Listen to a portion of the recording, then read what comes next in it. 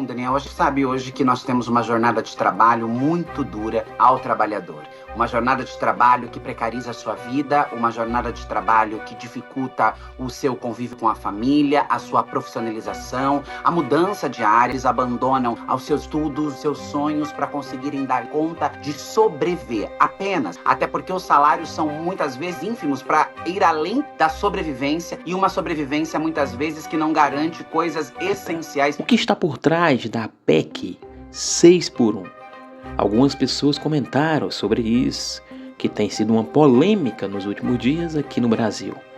Muitas pessoas são contrárias a isso, outras a favor. E aí muita gente entrou em debate. Mas o que está por trás disso tudo? Confira nesse vídeo até o final. Fique à vontade para deixar o seu comentário. Sem mais delongas, vamos para o vídeo. Gente, desculpa. Eu não tô conseguindo conter.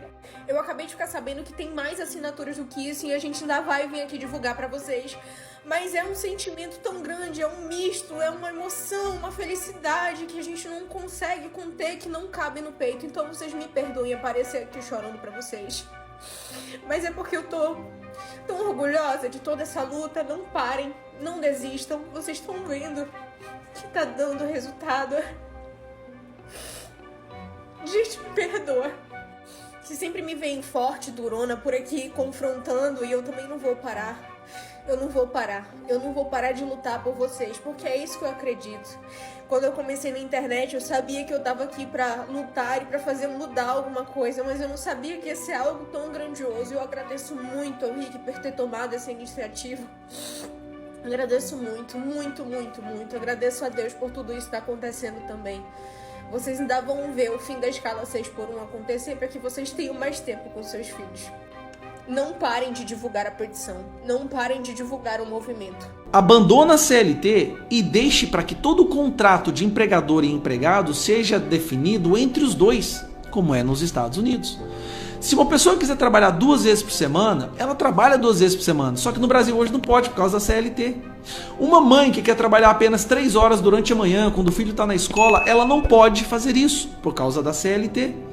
Por mim, um trabalhador no Brasil poderia trabalhar 3 horas por semana e o resto folgar, desde que seja um acordo tratado entre o empregador e o empregado, como é nos Estados Unidos. O curioso é que as pessoas que apoiam esse tipo de projeto de lei, esses esquerdistas, fogem para os Estados Unidos para arrumar emprego lá, para ganhar bem.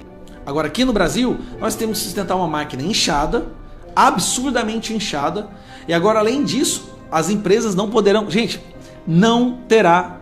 Presta atenção que eu vou te falar. As empresas vão fechar, o desemprego vai explodir. Sem falar que no Brasil nós temos aí dezenas de milhões de pessoas que nem procuram emprego mais porque elas estão no Bolsa Família, e se procurar emprego e arrumar um emprego, perde Bolsa Família. Porque o Lula fomenta, né, essa espécie de o desemprego por escolha.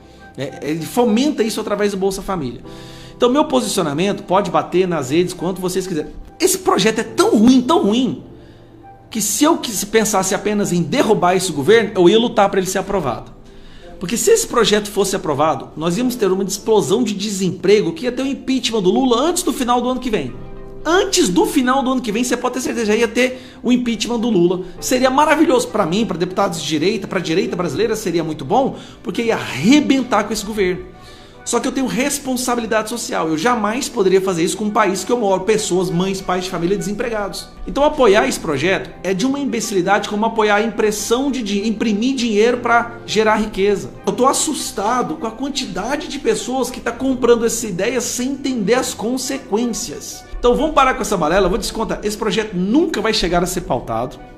Qualquer pessoa com a mínima responsabilidade não vai assinar um projeto desse. Só quem quer enganar os mais bobos, tá? Aquelas pessoas que querem enganar os mais simplórios, né? Aqueles deputados de esquerda que falam que trabalham, deputado só trabalha 3 dias por semana. Meu irmão, eu já dei aula de inglês durante 20 anos, trabalhando 12 horas por dia. Eu não trabalhava naquela época como eu trabalho agora. Os 3 dias em Brasília são intensos. Quando a gente volta para nossa base, não para. Sábado, domingo, evento, reunião, ter que ouvir líder daquilo, presidente daquilo, ter que não para. Não, eu vou ser sincero, eu nunca trabalhei tanto quanto eu trabalhei quando eu estou trabalhando agora. Então, não existe esse papo de política 3, não. Estar em Brasília é uma coisa, estar na base trabalha também. Não caiam nessa balela. Isso é tão idiota quanto imprimir dinheiro achando que vai acabar com a pobreza no Brasil. Assim, o projeto ele é tão bom que não tem consenso nem entre a esquerda. Nem todos os deputados do PT votaram. Só pra você ter ideia. Não vi eles cobrando absolutamente ninguém de esquerda. Por que será, hein? Porque eles querem criar uma narrativa, querer bater somente na direita e acham que eu vou simplesmente ceder à pressão. Eu não vou. Nós vamos falar a verdade sobre o projeto. Começando pelo bizarro. O projeto é terrivelmente elaborado. Duração do trabalho normal não superior a 8 horas diárias e 36 horas semanais, com jornada de trabalho de 4 dias por semana. Você notou alguma coisa assim diferente aí? Não? Se você não notou nada de errado aí, você não tem direito de falar alguma coisa. Porque é uma conta básica, 8 vezes 4 é 32, não é 36. Até nisso eles erraram. A pessoa que está propondo aí esse projeto é a mesma que apresenta projetos brilhantes. Cotas para trans e travestis no ensino superior. E antes de mais nada, eu não votei contra a escala 6.1, até mesmo porque não tem nem votação em aberto disso. A única coisa que eu fiz foi colocar alguns pontos, eu coloquei levar em consideração sobre o posicionamento do 6.1. E é isso daqui que eu acho que a gente tem que fazer. E o que eu defendo, de fato, um debate real, não simplesmente uma torcida. Porque seria muito fácil eu apresentar um projeto que aumenta o salário mínimo em 10 vezes, reduz a carga horária de 20 horas semanais e pronto, perfeito. E aí quem for contra é contra o trabalhador e pronto.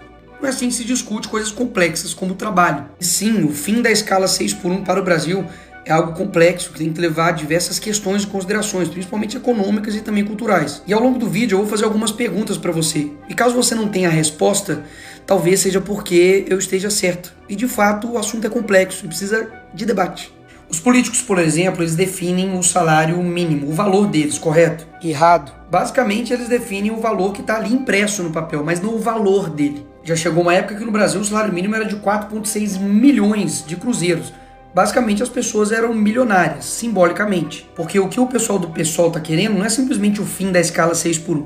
É a proibição da escala 5x2 e a imposição da escala 4x3. Basicamente você trabalha 4 dias e descansa 3. Tomam cuidado com essas medidas populistas, porque daqui a pouco você está fazendo escala 0x0. Trabalhando 0 dias e ganhando também R$0. E daí vamos pensar de forma fria, sem torcida A ou B.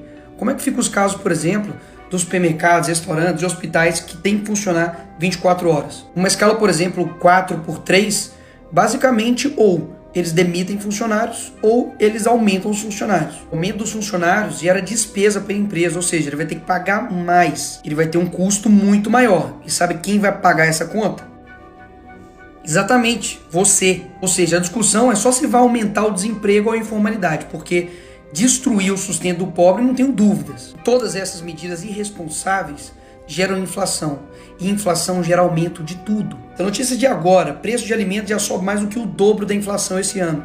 Ou seja, esses efeitos aqui atacam a todos, mas principalmente as pessoas mais humildes. E o que vai acontecer quando essas consequências virem? Porque elas virão. Uma coisa eu tenho certeza, não vai ser culpa da esquerda. Pode ter certeza. Porque na época da pandemia fez isso aqui, ó. Faça sua parte, fique em casa, economia a gente vê depois. Porque depois desse sloganzinho bonito que preencheu o coração de todo mundo, esse aqui foi o resultado da pandemia. O supermercado subiu 31%, conta de luz 33% e gasolina 44%. E depois, o que aconteceu? A culpa foi de quem? Do Bolsonaro. E aí, se depois de aprovado o fim da escala 6x1, colocado 4x3, sem nenhum tipo de responsabilidade, errando conta matemática no projeto, não tendo a mínima ideia das consequências econômicas, tudo isso que eu falei aqui ia acontecer. Desemprego, inflação. E aí, a culpa é de quem? Aí eles inventam, meu amigo, a culpa é minha. A culpa é Nicolas, que botou a peruca. A culpa é da... Conseguirem dar conta de sobreviver apenas, até porque os salários são muitas vezes ínfimos para ir além da sobrevivência, e uma sobrevivência muitas vezes que não garante coisas essenciais e elementares. Uma coisa que a Erika Hilton esqueceu de falar, e provavelmente ela nunca vai dizer: primeiro, nós trabalhamos cerca de 5 meses por ano para pagar imposto. Então, se 5 anos do nosso tempo, 5 meses, perdão, do nosso tempo é gasto apenas para pagar imposto, logo um dinheiro que está indo para a mão do governo deveria estar no bolso do trabalhador, correto? Além disso, esse imposto ele não é tomado somente do trabalhador é quem paga mais o pato, porque além de trabalhar 5 meses para pagar imposto para para manter esse Estado inchado, ele também sofre as consequências, né, com o imposto sobre produtos. O imposto aqui não é sobre renda, é sobre produtos. Então tudo fica caro porque a taxação do governo vai refletir exatamente no preço final das coisas. Além disso, tem uma alta carga de imposto para quem quer empreender. Para você manter um trabalhador, você acaba pagando um salário para o trabalhador e outro salário para o governo, sendo que esse dinheiro poderia estar na mão do trabalhador, mas é claro que o Estado, como ele está estabelecido no Brasil agora, ele tem a desculpa que quer garantir os direitos do trabalhador, que quer garantir que ele tenha seguro-desemprego, que ele venha ter uma aposentadoria, etc, etc, etc, etc, a velha conversa fiada que a gente já conhece, né? No entanto, a gente sabe que isso na prática não funciona. Então, o salário mínimo hoje de R$ 1.400 e tal, se não fosse essa carga tributária que nós temos, o trabalhador, esse salário mínimo, que é considerado salário mínimo, né, ele poderia ser o dobro para começo de conversa. Além disso, se não fosse essa alta carga tributária, o trabalhador ele teria muito mais poder de compra. Ela entra aí, apesar de uma oratória muito boa e que convence os leigos, estamos falando aqui de fim eleitoral. Numa questão eleitoral, ela convence os leigos, mas a gente sabe que é um discurso meramente populista, bastante sofista, e não é um discurso de quem não entende. É um discurso de quem entende está fazendo uma manobra, né, um malabarismo argumentativo para tentar convencer as pessoas de que o inimigo é a burguesia, sendo que é o Estado brasileiro, que está completamente aparelhado pela esquerda, que não deixa o trabalhador de fato ter poder de compra, que não deixa iniciativas privadas aqui prosperarem. Nós precisamos de uma economia de livre mercado, pô. Quer fazer as pessoas prosperarem aqui? Quer fazer mesmo? Diminui a carga tributária. Acaba com essa palhaçada, né? Em vez de propor uma PEC que obriga a pessoa, que obriga as empresas a fazer o trabalhador, o trabalhador só tem 4 dias de trabalho, os outros 3 de trabalho, né? A produtividade vai cair. Pergunta para as pessoas, para a grande maioria das pessoas, você prefere trabalhar 4 dias na semana, descansar 3 e ter um salário mínimo, ou você prefere trabalhar 7 dias na semana e ter 5 vezes mais o salário que você ganha hoje? E eu tô falando salário aqui usando uma linguagem bem simplista para você entender, mas eu tô me referindo a poder de compra. O que você acha que essas pessoas vão preferir? Gente, tem, por exemplo, algumas empresas, alguns trabalhadores lá nos Estados Unidos, principalmente em grandes metrópoles como São Francisco, Nova York, Miami e tal, que a galera sai no tapa por hora extra. Eu tô precisando de hora extra, tô precisando fazer hora extra. Por quê? Porque quer fazer mais dinheiro. Porque se você trabalha, você ganha. Se não trabalha, você não ganha. Lá é assim, eu vou trabalhar tal dia. Tudo bem, você vai ganhar X por hora. Traz isso pro Brasil e eu quero ver se não vai funcionar. Por que ninguém propõe isso? Aliás, eu quero saber por que os deputados de direita não estão propondo isso. Eu quero saber, eu vivo me perguntando por que Jair Bolsonaro, ele não tentou, ele não trouxe nem isso para discussão no mandato dele, no governo dele, de 2018 a 2022. Era para Bolsonaro pelo menos ter falado isso várias vezes. A gente tem que mudar as nossas políticas econômicas dessa forma aqui. Me impressiona Paulo Guedes também não ter enfatizado isso. Porque se as pessoas elas têm mais poder de compra e se as pessoas elas têm flexibilidade de escolher onde elas vão trabalhar e quando vão trabalhar, a economia ela só floresce, a economia ela cresce. Não é estabelecendo de forma estatal, na base ditatorial governamental, que a pessoa só trabalhe 4 dias e descanse 3, que a economia vai ficar mil maravilhas. Na verdade, como eu falei para vocês, esse tipo de proposta é meramente populista, não é algo que vai passar. Isso nunca vai passar porque vai cair a produtividade. Drasticamente vai cair a produtividade. Caindo produtividade, vai cair emprego, vai cair o consumo, ou seja, a economia vai entrar em colapso, pô. Ninguém é doido de colocar um negócio desse pra frente. Isso aí tá com cara. Cada vez que eu ouço a Erika Hilton falando sobre isso, pra mim fica mais claro. Isso aí tá com cara de apenas um marketing voltado pra ela despontar como liderança. Se uma aberração dessa for aprovada, eu tô me referindo a esse projeto de emenda constitucional, melhor ainda pra ela. Mas não precisa ser aprovado para que ela tenha os benefícios, as benéfices de marketing que isso vai trazer pra ela como uma liderança, olha, uma mulher trans e tal.